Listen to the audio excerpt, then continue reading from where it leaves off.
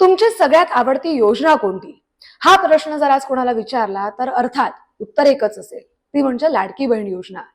पण ही योजना बंद व्हायच्या मार्गावर आहे का, असे सगळ्यात सवाल करतायत. नेमकं काय घडलंय जाणून घेऊया.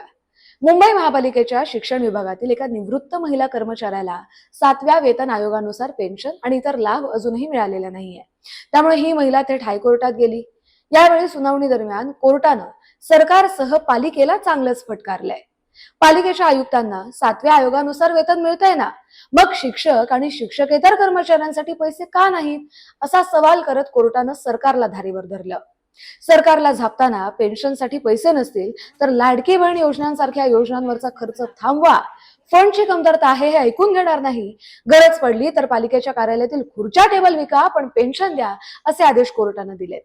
सध्या लाडकी बहीण योजनेसाठी सरकार महिन्याला 3,700 कोटी रुपये खर्च करत आहे. त्यामुळे आधीच तिजोरीवर भार आहे. अशात पेन्शनला प्राधान्य देता येत नसेल तर लोककल्याणकारी योजना बंद करा, असा थेट इशाराच कोर्टानं दिलाय. त्यामुळे यावरती अतिरिक्त आयुक्त काय निर्णय देतात हे पाहावं लागेल. शिकूया AI ची क्रांती, चला करूया MSCIT.